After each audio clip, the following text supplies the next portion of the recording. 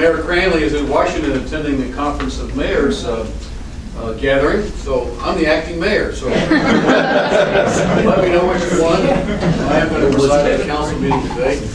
The first time I was vice mayor in the 70s, Bobby Stern was the mayor. She was going to be out of town, and a friend of mine was getting married and asked if I could perform the service. One of the things that mayors under Ohio law can do is perform weddings.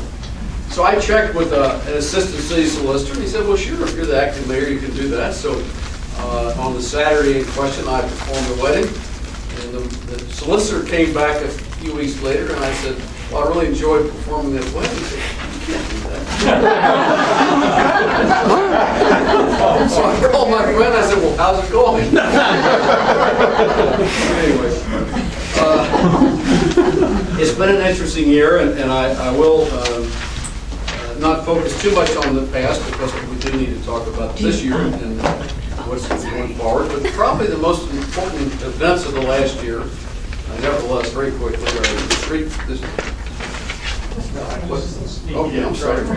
are the streetcar decision, the hiring of Harry Black as city manager, and the pension decision or resolution, which is still before Judge Barrett, but the parties have agreed in a memorandum of understanding.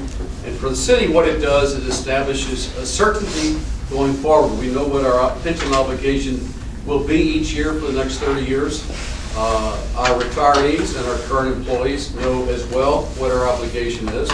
It was a solution via mediation, and as is true in most mediations, no one got everything we wanted, nobody's completely happy, and that probably is an indication that on balance, it's a good resolution to a terrible problem which has built up over the last 12 years or so and was aggravated by the 2008 collapse.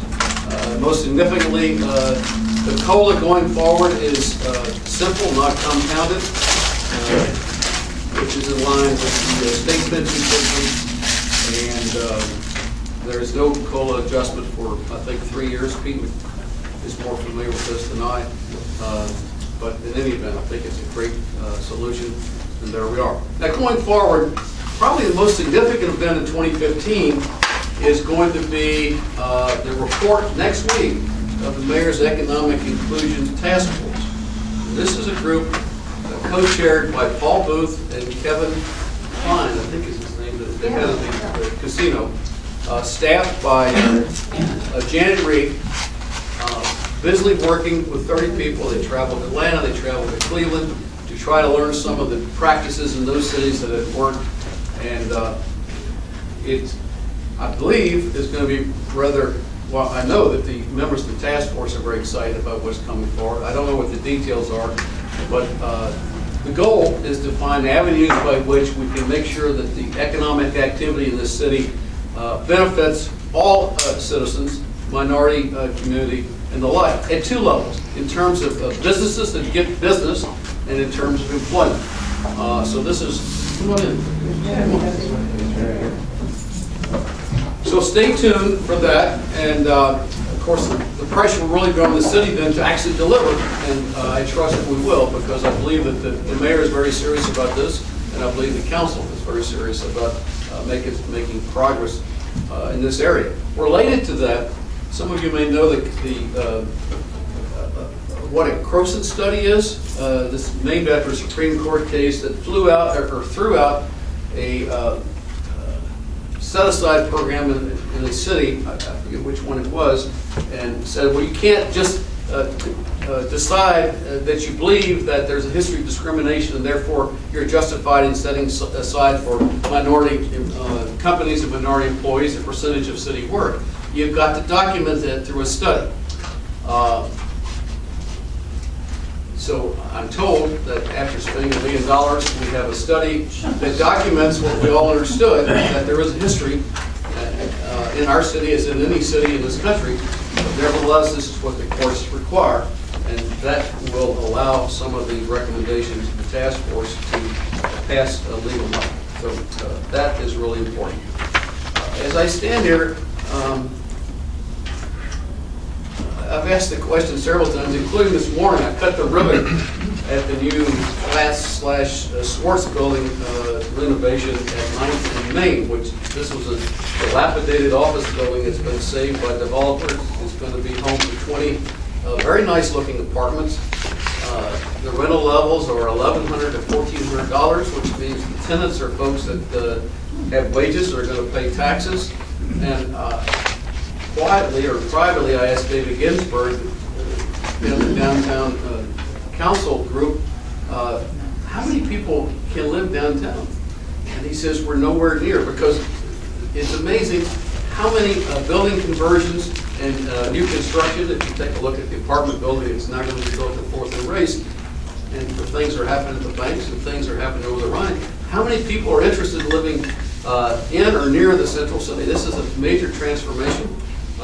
Interestingly, the developer this morning said that one of the reasons he went forward and was excited about the opportunities with this building were because of the streetcar, which is on Main Street, going right past this building. GE said the same thing. It gave it one of its reasons decided to come here, the fact that there was a streetcar when it decided to move to the banks. So there's a lot of excitement. By the way, on that development, the city support is a tax abatement on increased valuation for 12 years. It's a lead building, and therefore it's entitled to a 12-year valuation under state law if we choose to grant it. Tax abatements sometimes are controversial. The important thing to remember is that a tax abatement means that you're not required to pay taxes on but only on the increased value from the improvement for the period of the abatement, which can be 10 to 15 years. And there are various categories that under state law allow us to extend this opportunity. One of the things that we do, though, anytime there's an abatement, the school board is protected by a separate obligation to make payments to the school board to the tune of 25% of the abated taxes. So let's say the annual taxes on that building are $100. The school board will get $25 for the life of the abatement. And that's a way to make sure that the school shares right away in the development.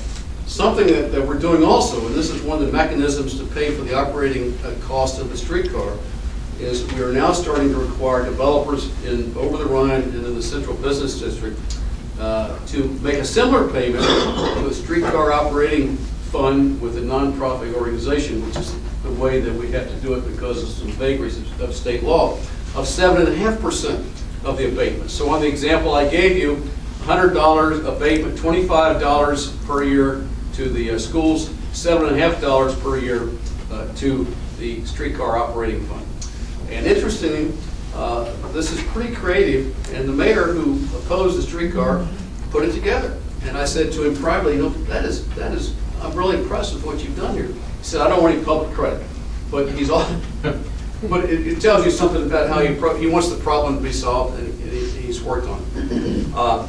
Now that particular device is something that we're looking at next as a way to provide dollars for development in our neighborhoods. We typically extend tax abatements on the increased value of developments, whether they're residential or commercial, in our neighborhood.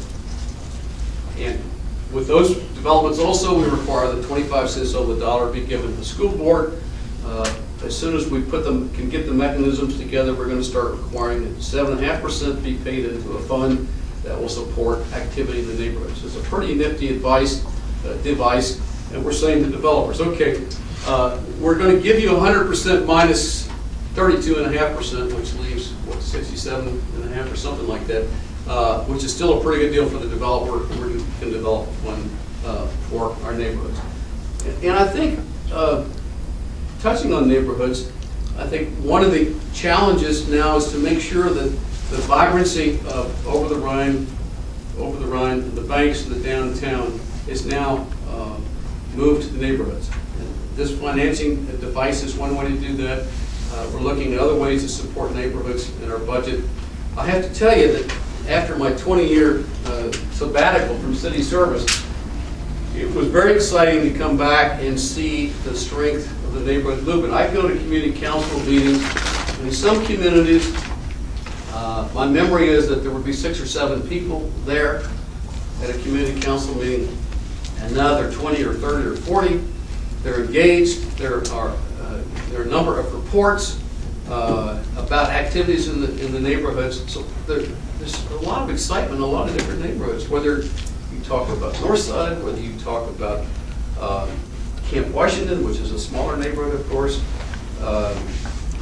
Walnut Hills, East Walnut Hills, Evanston, Avondale. There's a lot of really exciting things going on, and of course part of our mission is to make sure we find ways to support that financially and otherwise with good, efficient government.